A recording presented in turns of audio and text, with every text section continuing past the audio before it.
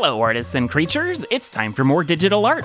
I last showed you these cool two-edge brushes I've been using, Comet brushes. They're great for all kinds of shading and stylistic purposes. I have the pack up for download below in the description, but today I'm going to show you how to create your own Comet brush, just as I have. My name's Kanjon and I talk about the motivations and struggles of learning to draw in today's crazy world.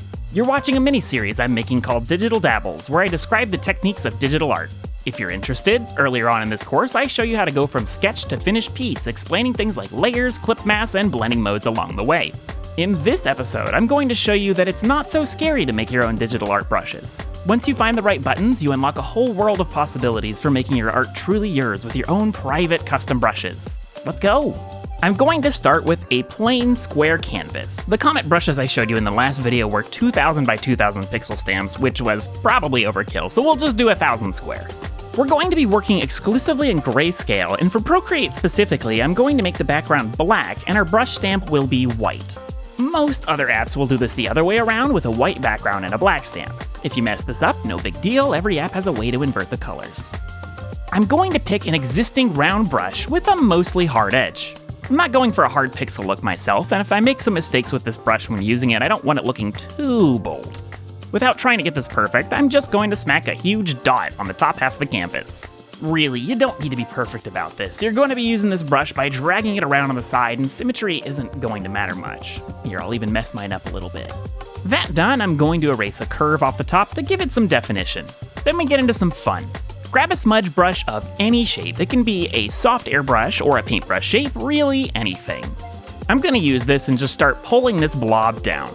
I'm going to make tons of smudge strokes. I have one main goal, to get a decently smooth gradient of value from the head of the brush to the tail I'm creating.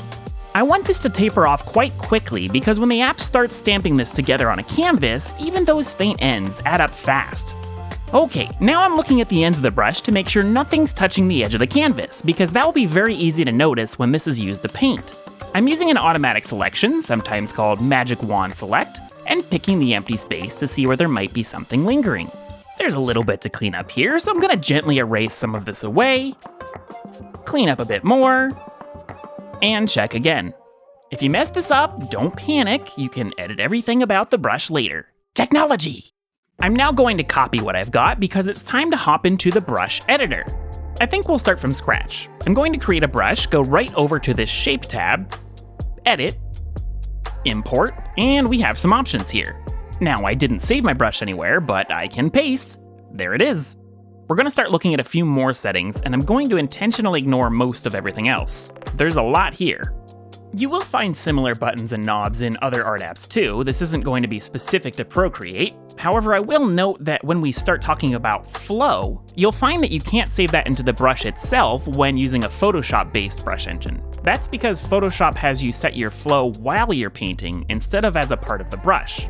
Anyway, still on this Shape tab, I'm going to turn this rotation slider all the way up to 100%, and it'll just say Follow Stroke. This makes the shape we made bend with the line we're drawing, which is what really makes this useful.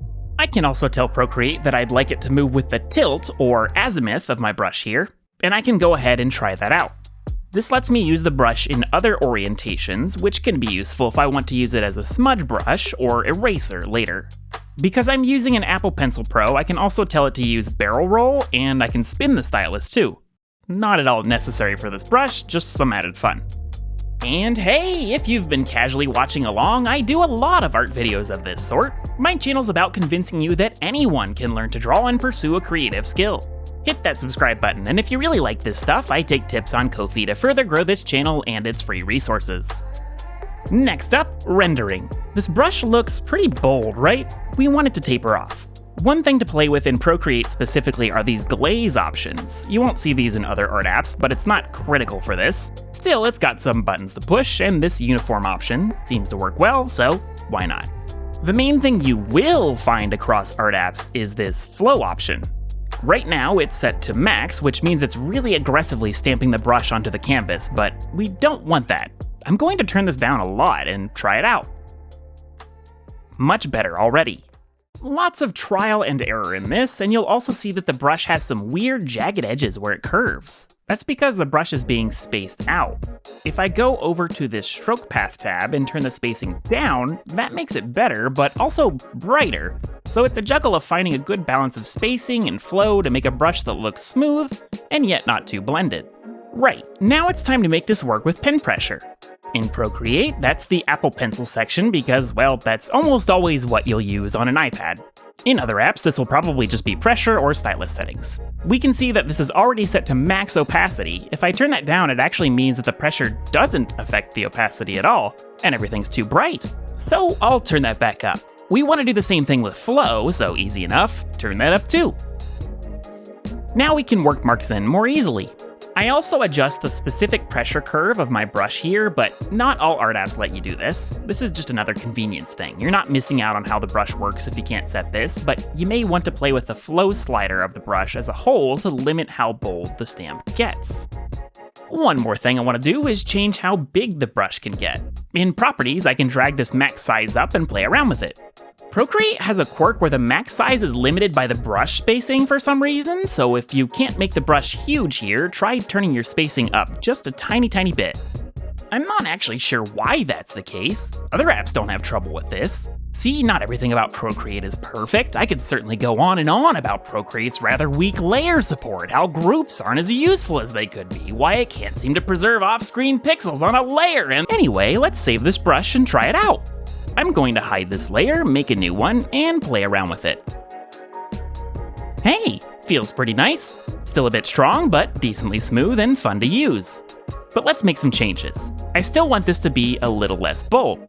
Going back to my shape layer, I'm going to fade this out even more, giving it a nice ghostly appearance.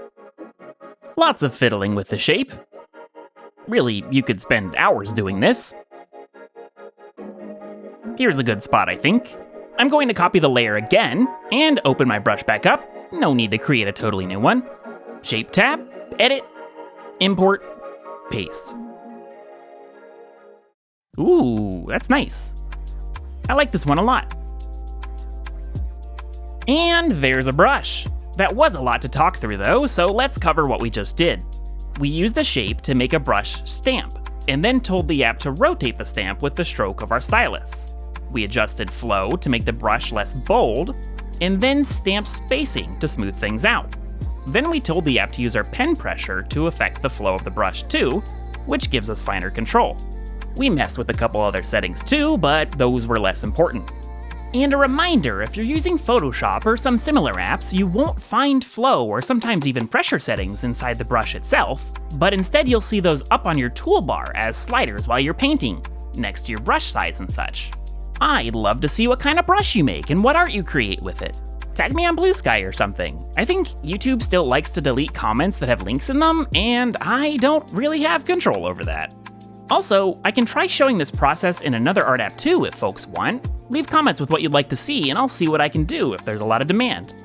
Anywho, thank you for watching. Be sure to subscribe for more and share with your friends. It's a busy holiday season here, so my videos have slowed down a bit. I hope you're having a nice time too and can find some space for friends and art. Thanks for watching. Go chase that passion. I want this to taper off quite quickly because when the app starts stamping, going to be working, touching the edge of the canvas. Canvas? Hit that subscribe button, and if you really like this stuff, I take tips on Ko-fi